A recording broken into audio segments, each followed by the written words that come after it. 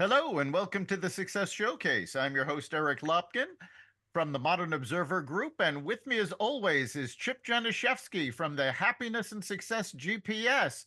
Chip, how are you doing this week? I am doing great. How about you, Eric?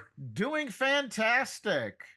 It's hard to believe, but it's fall already, and here in New England, haven't gotten to the point where colors are changing yet, but you can feel it on the horizon. Now, it's starting a little bit here. I got a lot of woods here, and we hardly had any rain at all in September after a crazy year. And it kind of reminds, I don't think we've had rain in 2 weeks.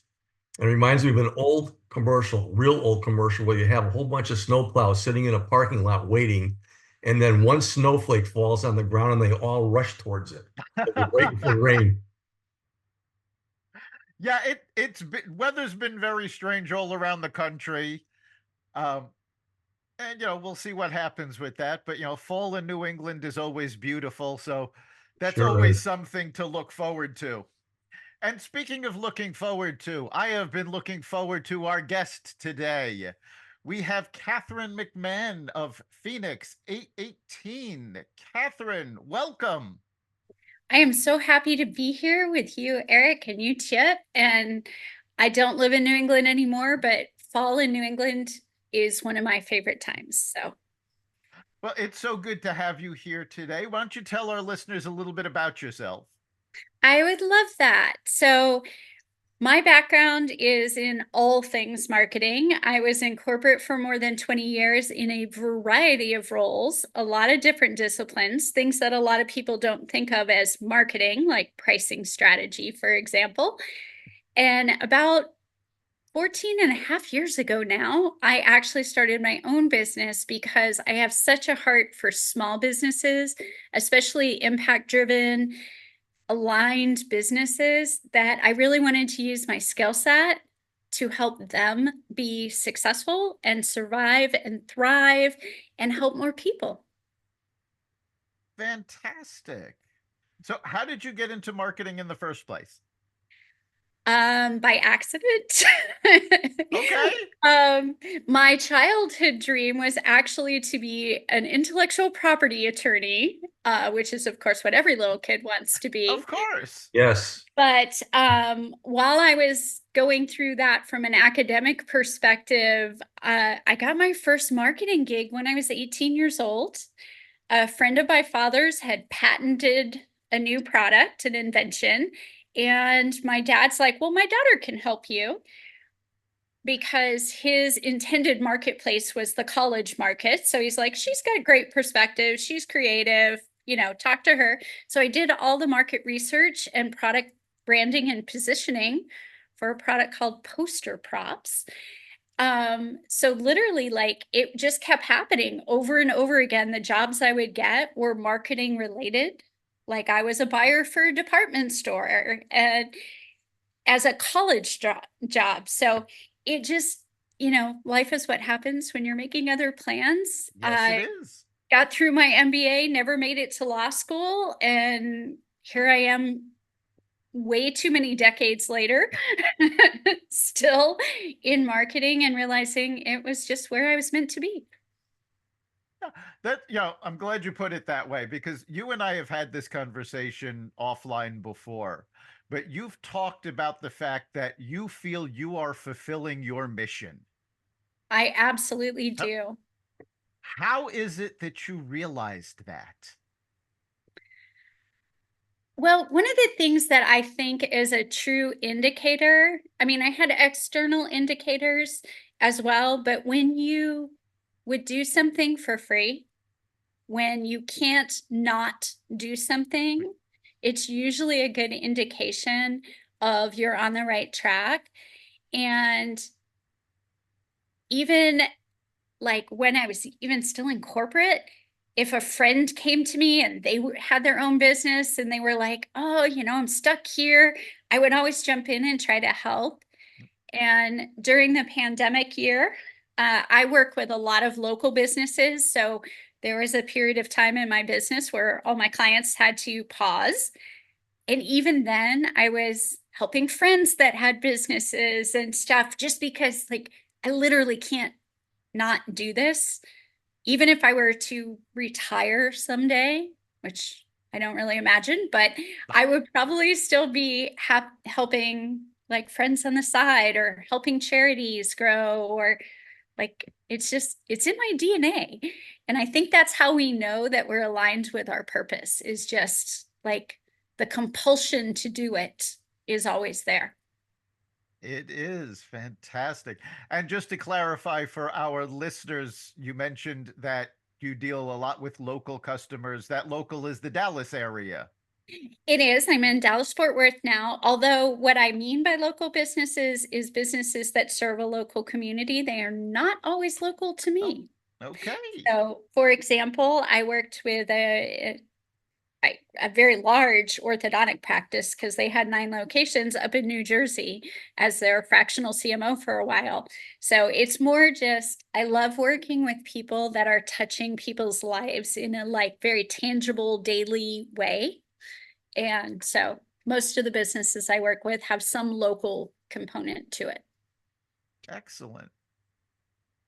No, it looks like as far as the metamorphosis of you 20 years ago to where you are right now and so on and so forth, obviously the marketing world has changed a lot. But in looking at your bio here, you have also in your approach to things, in the way that you see things and the people that you want to deal with and so on and so forth. And I'm sure that we will get your website link at the end of this, but I would encourage people to go to the Who I Am section because it kind of talks about that whole thing. But I mean, if basically taking a look at what you're doing, I mean, you want to make sure that you are dealing with everybody and regardless of who they are, but realizing that we are all different and that we all need to work together in every single kind of way. And that's just the way things always were. I mean, Eric has heard me talk about this a lot of times. I talk about my kindness platform presentations, and I start with creation. And in creation, we all came from the same source, which is loving kindness and good. And then we all also have our knowledge and we have our free wills through which we created all kinds of wonderful things and all of our differences. And it's human nature to have basically self-conscious feelings. And with that comes comparing, criticizing, and all the other stuff that happens. So obviously your approach is to throw all that aside and to get straight right up front as far as what you're dealing with. And that's so fantastic. I can imagine that your clients love working with you on this because you are who you are now. And obviously, I think that's probably been a nice journey for you. It definitely has been. And, I mean, the reality is I will always be a lifelong learner, which is good in marketing because, I don't want to say the internet didn't exist when I started marketing, because it did. And no, Gore did not create it. The internet wasn't used for marketing purposes until I was already more than a decade into my career. And so we had to learn and adapt, and, new social platforms come out all the day. And I just love that journey. But to your point about like one of probably my top value in my business is alignment. And what I keep seeing is when we listen to the gurus, and there are a lot of really, really smart marketing people out there, and they're talking about a specific tactic or maybe even strategy, they're not looping it back to who the business owner is. And so I talk to a lot of business owners that feel like they're showing up in their business as only a portion of themselves. And one of the things I really try to do is look for ways that they can incorporate their full self. And a lot of it is fear-based, that they are afraid if they show up as fully them, because our society is a little bit polarized these days. Just a little. Just a little, that they will, somehow that will negatively affect their business. But the reality is, as humans, we have so much more in common than we do that's different. And so when we show up as fully human, fully ourselves in our business, in our marketing, we're going to draw people to that because people want that. They want the human connection. We're literally created to be in connection. And when we can put that aside in our marketing and in our business and customer journey, and it makes people feel safe. It makes them trust you more. And honestly, it makes us like our businesses more, because, if you're showing up as half yourself, it's not much fun. Yeah. And people Very can see true. right through you if you are too. Also true. Yes. Plain and simple. Yes. So, I mean, Eric and I obviously talk about networking a lot, and it's all about developing trust and relationships. And you can see right through people to see what their purpose is in networking, whether it's this as far as I'm running my fingers like I have a wad of cash in my hand, or whether it is serving people and just working that way.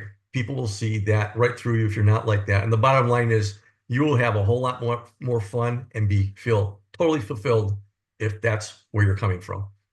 Absolutely. Yes, and just as an aside for our listeners, Chip mentioned 20 years. Catherine started talking about, where the internet was.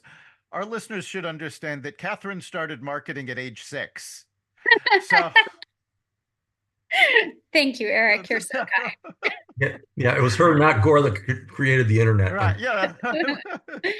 Yeah. It's been a while. We'll just leave it at that. Right. As one of my mentors says, I am not a spring chicken, I am a seasoned chicken. There you go. Yeah. I like that. So, talking about putting half of yourself into a business, how do you work with folks to get their message to align with their mission? My framework, the aligned marketing method, always starts with who the business owner is. The majority of the businesses I work with are under 20 employees. I have worked with larger ones, but a lot of them are under 20 employees. And because they're impact driven, their culture, their DNA, if you will, is still very founder driven. And so a lot of people in marketing start with who you're marketing to. I actually start with who is the business? What's the founder's values? What's the business culture? What does the business stand for? And what's important to them? And then what we look to do is connect the dots out from there. So that's why I talk so much about alignment. Is if you start with who you are, you're going to show up more fully. Yes, And then you will. want to find the audience that resonates to that alignment, whether it's shared values, shared vision. And then beyond that, you want to look at, okay, what problem does that audience have? And make sure that we're, again, that straight line, as much as you can connect dots in a straight line in your marketing, your growth's going to accelerate. And then of the problem they have, what's the transformation that your company, your individual business is most suited to solve? Where can you make the biggest impact? And before we ever start talking about marketing messaging or what channels or things like that, we're getting that clarity around the foundation of your business and then building all the marketing on top of that. Nice. And all of these concepts should be very familiar to our listeners, because it's essentially what we talk about with start with why. When you know your why, you know your mission, and that's your starting point. Yeah. So, And go ahead. no, I no. love Start With Why, though. I just shout out to Simon for writing the book, Yes. because I think it's one of my favorites. Yeah, I've read it numerous times. It's a fantastic message, and I mean, some of the examples he gives are perfect. You don't, if you're he talks a lot about Apple computers. Like, if you're buying a computer, well, yeah, a computer is a computer is a computer when you get right down to it. But what attracts people to Apple was, at least under Steve Jobs, the mission of the company. What, their dedication to design, to the little details. Well, and even their first, I still think it's one of the greatest ads of all time, which was the Super Bowl ad back in 1984. 1984 when they introduced the Macintosh for the first time. What most people don't realize is Apple only paid to run that commercial once, which was the Super Bowl spot. Yep. And yet even younger generations that weren't around then know of the ad, but it was taking a stand. It was a much broader message than just, hey, you know, we can give you a computer. It was literally shifting the mindset around what finding the right computer for you actually meant. And it's why so many in the early days, the adopters of Macintosh were education, were creatives, were people that were a little outside the suit and tie corporate America category, because they wanted to be different. They wanted to express themselves. And Apple has always created products that allow you to express yourself. Exactly. And they started with the why. It was all about the people they were connecting with, not so much the product. And that's very important in a marketing message. Yeah, they weren't even the one to create the GUI, graphical user interface. No, Those of you that are insiders. No, that was created by Xerox. It was. Yes. So, you know, it's not that Apple, their products are innovative, but that was never their positioning, because you're right. He cared so much about serving the audience and what the audience needed that it became one of the most iconic brands in the world. Exactly. Now, one of the tools you use is, if I'm getting the name right, because I'm blanking at the moment, StoryBrand. Yes, that is one of the tools I use. Tell us a little bit about what StoryBrand is. So StoryBrand is a storytelling narrative specifically applied to marketing. The framework was, I say created by Donald Miller, but storytelling principles existed. He was the first one that created this specific framework application of what is good Hollywood storytelling, but applying it to your marketing. And one of the reasons I chose to get certified is because messaging is part of the framework I work on with clients. And StoryBrand is just so clear. And so much of marketing out there might be beautiful. Like, there are a lot of beautiful websites, but that you go to them and you're like, what does this person do? I mean, they're beautiful. You're visually attracted to it, so you want to consume the content, but then you get there and you're confused. And a confused mind doesn't buy, which was the basic premise of StoryBrand. Was we need to give a narrative through line to our messaging that is clear and also centers your customer as the hero. Because the other thing that you see a lot of the times on small business websites, although I can think of some big businesses that make this mistake too, is, you know, like if it's a family business, oh, this business has been around since my grandfather's time and I'm the third generation. So the truth is, your customer just doesn't care. What they care about most is that you understand them, you see them, they're the hero of your story, that you understand the problem that they're facing, and that you have a solution to it. And if I come to your website, your social media, any channel, and I don't immediately, as your potential customer, see myself in that, see my problem and what it's going to look like for you to solve my problem, I'm going to leave. And a lot of websites aren't taking their customers' viewpoint into their story and really telling their customer's story, not their own story. Yeah, that's very true. I did a website redesign for our company probably about a year or so ago. And when I was doing it, I was looking at consulting sites and a whole bunch of other sites. And one struck me. It was one of the major consulting sites consulting companies in the country.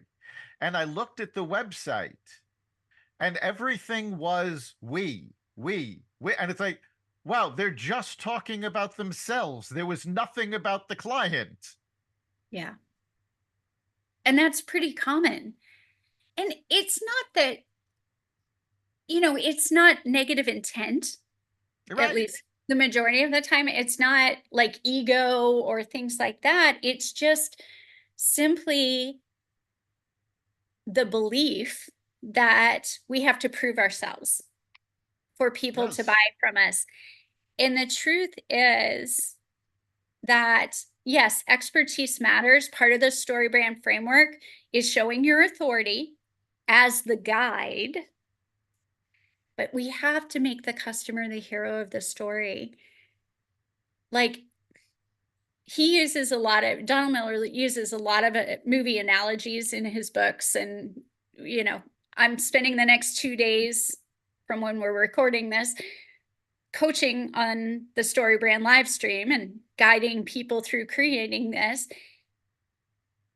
And movies work because they're pop culture, but having the story of Hunger Games center Hamish instead of Katniss would make a lot less interesting story. Yes. Katniss is the hero of the story. He is the guide. Very true. And you can use Star Wars, and pretty much any major blockbuster has that same narrative. But we had to know that he was actually qualified to be her guide. So he was a past winner, which is how we knew Right. That gave him the credibility. So, but you only needed one sentence basically in the book to prove that he was in the right role.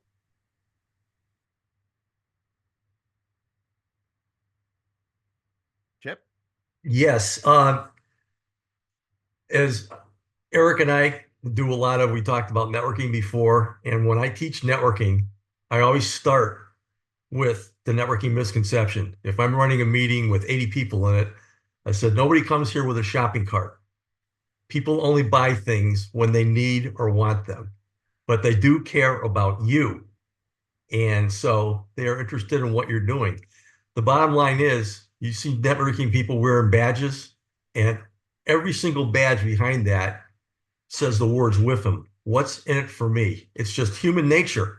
So obviously, when you come up with all these gadgets over the years in marketing to tell people what you do and so on and so forth, and you're so proud of yourself and you get it out and so on and so forth, it just gets back to need and want.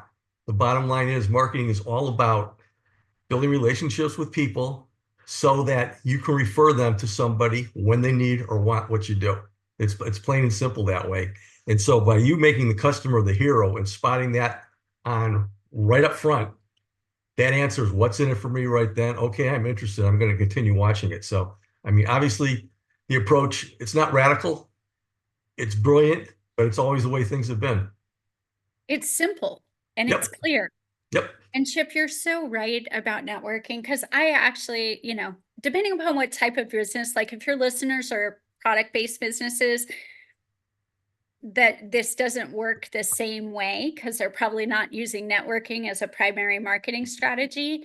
But, your coaches, your consultants, your service providers, a lot of them do. And if you come up to somebody and they're like, oh, what do you do?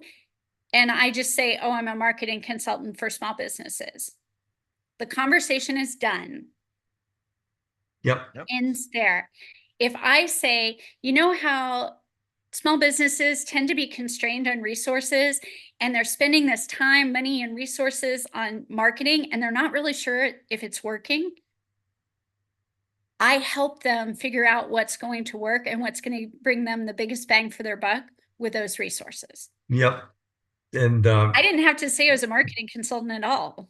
no, and they don't really care. I mean, basically, networking is just the process of developing win-win relationships. And when I look at those 80 people, I always tell people, everybody in this room knows an average of 200 people. Picture everybody in this room standing against the wall and there's a door behind them. And by gaining their trust, that door is open and relationships are potential resources for you. And that's really what it's all about. And that's makes networking fun. The reason most of these networkers fail is because either their companies or other people teach them the wrong thing. And basically, the networking misconception is I join a chamber or something else, therefore I get. And that's just not the way that it works. And so just turning that around and making the customer the hero. And by the way, when somebody walks up to you and says, what do you do? I said, I make your customer your hero. Obviously, if you can say something up front that gets people to ask you a question and engage them that way, that's the key to it. I'm sure that you help people do that a lot. And that's what it's all about. People, once you get their interest, that's what it's all about. And if you're shy going to a networking meeting, all you do is just walk up to somebody, introduce yourself, and ask them who they are and what they do. And you'll get them talking, and the comfort starts right there. So, I mean, there's all different ways to do it, but it all starts with making whoever you're talking to, in your case as a marketing specialist, the customer, the hero. I love that analogy. Yeah. Well, and Chip, you made such a great point about networking. It's very rare that the people in the room are the people you're going to sell to. But also by centering your messaging in a networking environment around the problem you solve helps them listen. Because honestly, if all people remember about me is that I'm a marketing person, marketing consultant, marketing specialist, whatever word they associate to it, I get leads for, will you run my Facebook ads? That's not what I do. But if I talk about the problem I solve, it means you or Eric, when you're in conversation with people in your networks and they're like, I feel like I'm throwing spaghetti against the wall with my marketing. I'm not sure what to do. I'm wasting all this time and money and it's not getting me what I want. You're like, hey, I know somebody that solves that problem. Yes. Let me introduce you. But the words they're saying aren't that they need a marketing consultant. No, So. and they usually never do. But that actually brings us back to where we started this conversation, where you're trying to make that human connection, and you can't make that if you're not showing up in your business. Exactly. So it is so important for you to, be who you are. And it's not, the word authentic and authenticity has been thrown around so much that it's almost lost all meaning. And unfortunately, people have started using it incorrectly because they'll use it as an excuse for bad behavior. It's like, well, I'm just being me. It's like, no, that's not what being authentic is. It's about having values and living up to those values. Yeah. And that's, what you help showcase. Yeah. And it's also this both authenticity and transparency are very heavily used in marketing. And you're right, sometimes it is an excuse for bad behavior. And mind you, I do not mind being polarizing in marketing because actually good marketing repels as much as it attracts because you want your right fit people. You don't want a bunch Yes. of people that don't match. That said, and it was again one of my mentors that said this, so I can't take credit for the original thought, is being transparent and authentic does not mean you have to share every bit of your life out there on the Yes. internet. And, for example, you may have a really strong viewpoint, or you might be going through something.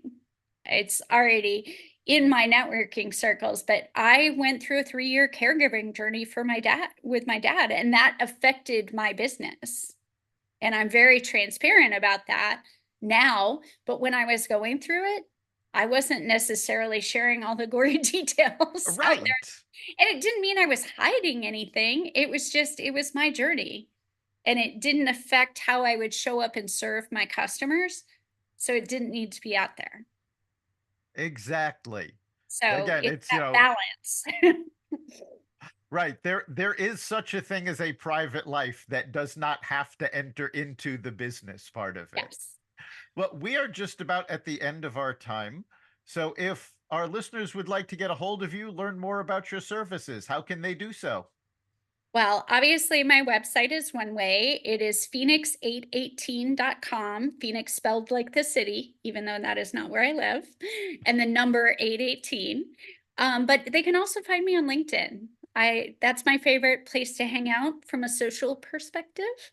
So they can also reach out on LinkedIn and just shoot me a note. Always best not to do a blind connection. This is just good marketing tips.